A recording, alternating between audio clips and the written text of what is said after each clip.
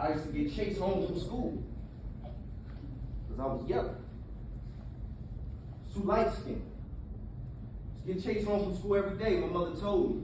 She said, you better stop running because if you keep running, you're going to be running the rest of your life. I said, Mama, but they bigger than me. It's more than them. She said, you pick something up. Do what you got to do. Defend yourself. 6 years old in front of my building one day playing with two of my friends, and they jumped me for no reason other than I was light skinned. I came running up the stairs, banging on the door. My mama hit me before I even get to the door. She opened the door. She said, what happened? I said, Adrian and Ivy jumped me. She said, what? Boy, you better go back down there and fight. I'm 6 years old. 6 years old. I said, Mama, but it's two of them. They're bigger than me. She said, who you more afraid of, me or them? I had to go back downstairs and I had to fight. And I stopped running ever since then. I wanted to do good in school. I had good grades. I was good in sports. I played football, basketball, baseball. I wrestled. I ran track. I did it all. But what I didn't do was back down ever again because I was more afraid of my mom. Mentioned my father only one time. He was 17 years old, smoking crack. That's all I knew from my father. That's all I knew. He was a crackhead. At the age of 19, I was walking down the street one day with my homeboy. We coming from the basketball park, playing ball. He was 18. He had beef with a kid, came out of the store, happened to see us walking down. Thought he had the drop on him. He punched my man from behind. Man went down. The kid took off running. I take off running behind him. That win, he couldn't. I was playing sports all my life. He was out smoking weed all his life. He couldn't even make it down the street without me catching him. Called him down the street. Put hands on him. Put feet on him. He fell, hit his head, went into a coma, died 4 days later. 19 years old. My mother had me when she was 16 years old. My father was 17 years old. We wasn't even out our 20s yet. The choices that we made as teenagers dictated how the rest of our life was going to be. From her, him, and me. 16 years, 1 month, 23 days they gave me. First time I stood before the judge, he said, you facing 69 years to life. I was 19 years old. I went to prison. I seen first guy I seen get stabbed up. He was on the phone, and he was yelling, cursing. Hey, you better come down here. You better put this money. I need this. Anybody else would be thinking he talking to his girl or his wife or something. He was talking to his mom. Old heads knew that. As soon as he hung up the phone, he got stabbed for disrespecting. The woman that brought him into this earth. Dude that stabbed him, he ain't have his mama. And he was so pissed that the dude was disrespecting his mama, he stabbed him to death. The choices that we make as teenagers right now, they will dictate how it goes. So I'm sitting down, 19-year-old kid, I'm seeing people getting stabbed up, I'm seeing all this stuff, and now I got to survive. I ain't never been in no real trouble, but I ain't never backed down from a fight. It ended up leading me to prison. So while I laid there in prison 16 years, I said to myself, something got to change. Something got to change. What is this? A 16-year-old girl having a kid that she can't even afford to raise. She can't afford to put him in a bed or in a crib. 17-year-old guy that chose crack cocaine over his own family and blood. 19-year-old kid ain't had no guidance. Wanted to do good, but ain't really know nothing other than don't run, don't get chased. Stop running. Who you more afraid of, me or them? Right? So I had a decision to make. I had a choice to make. I sat down for them 16 years and I said, well, I'm going to change. I'm going to break this cycle. I'm going to break this cycle. It won't happen. It won't happen again. I would pray all night stand all night praying, God, please give me one more chance to go back out there and I'll show you. I'll break the cycle. I'll show you. Just give me one more chance. 16 years, 1 month, 23 days I did with the same prayer. God, please just let me go out there and I'll show you. I came home from prison. I got married. I opened up my own business. Like he said, I came down here, North Carolina, I ain't know nobody. Times got hard. I was ready to leave. Man, I got to go back to Jersey, man. I don't even know nobody out here. I just lost my job. What I'm going to do? God sent this man to me. He said, you ain't going back to Jersey, man. This was before my son was even born. He said, you ain't going back to Jersey. He said, what type of work you do?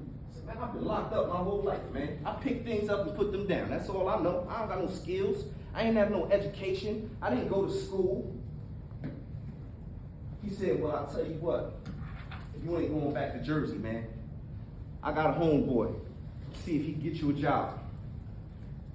That dude, one day, matter of fact, the very next day, he called me up. He said, hey, man, I got an emergency. I need you to install the stove for me in this house. I said, no problem. I'm on my way. Next thing I know, a couple weeks later, he said, hey, man, you got a laptop? I said, yeah. He said, come on down to the office. Come on down to the office. He said, listen, man, I got this business. I buy houses. I said, man, I don't know nothing about that. I ain't never bought a house a day in my life. He said, well, I'm going to teach you. You got 30 days to learn it. He said, you're going to be here working all day, and I'm going to give you as much information as you can study at night. That was the same week the pandemic started. My son was 6 months old. I didn't know what I was going to do. I had the opportunity from what I thought, the opportunity of a lifetime. From there, April 2020, March 2020 was when the pandemic, April 2020, I opened my business. Now I just started my third flip, just published 3 ebooks on how to change the thinking patterns that led to me being in prison, giving step-by-steps on what we need to do to change this type of thinking patterns, this cycle. Just like he said, ain't nobody paying us to be here. Ain't nothing gonna stop me from telling you this testimony and telling you these stories and reminding each and every person I come in contact with that the choices we make will dictate how our lives turn out. I sat there all night praying for a second opportunity, praying, God, please, just give me one more chance. Just give me one more chance to go out there and have a son that looked like me so I can teach him the right way and keep him off the streets. And God answered my prayer.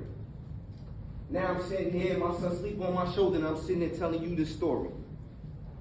The choices you make today, they will not only affect you and your life, they will affect your family's life. They will affect your future's family's life. From the choices you make today, no matter how old you are. My mother was 16. My father was 17. The kid that died in my case, 17. My co-defendant, 18. I was 19. None of this, I didn't say 20 nothing. 20 nothing. I'm 44 years old today. Now I can sit down and I can say, hey, listen, generation upon generation, I don't care what you're going through. I don't care how many of your uncles in jail. I don't care how many of your fathers in the grave. I don't care who your aunties out there doing what they. I don't care who doing what. The choices that you make in your lives today count, and you make them count.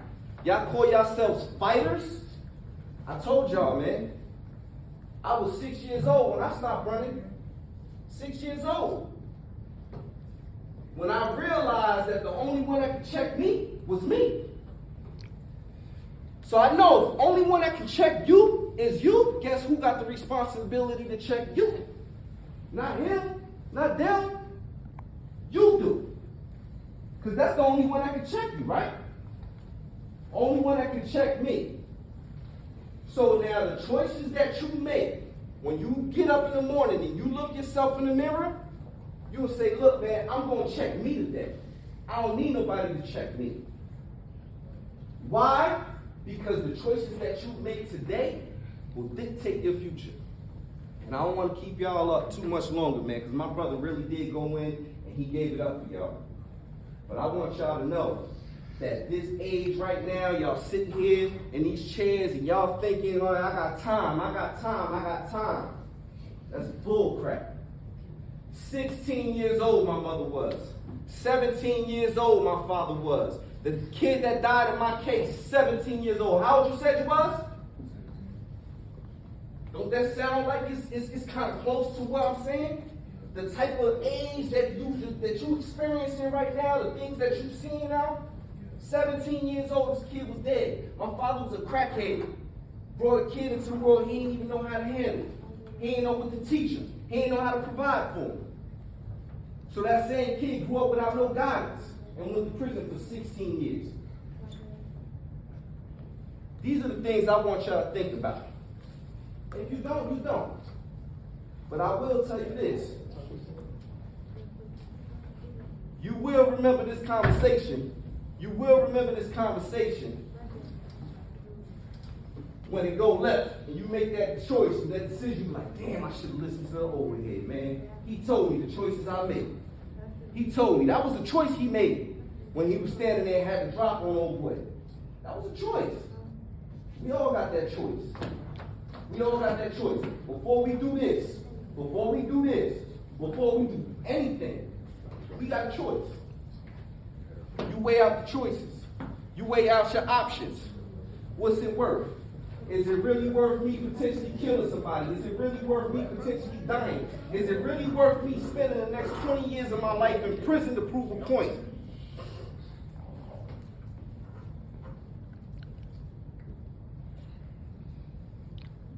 See, I don't get mad with people that don't pay attention. I don't get mad. I don't want y'all to stop. I ain't going to say none of that. Because my mother always told me, the hard head makes a soft ass. Y'all choose not to listen all you want. But I promise you, if you do, and you implement this stuff, you save yourself and your family a whole lot of pain. Again, I ain't want to keep y'all too long. My name is Cisco Da Alpha. This is Mikhail, and we out here. Please, make better choices with your lives, starting today, starting right now. Do what you got to do to set yourself in the future 20 years from now where you want to go. Anybody have any quick questions while I let y'all go? Well, I thank y'all for having us, and I really appreciate y'all. For the body putting in that work for the cause. When I got the news, had to drive down on all fours. Now it hurts when I go visit, he trapped behind the glass. The last time I seen him, it's the message that he passed. He said,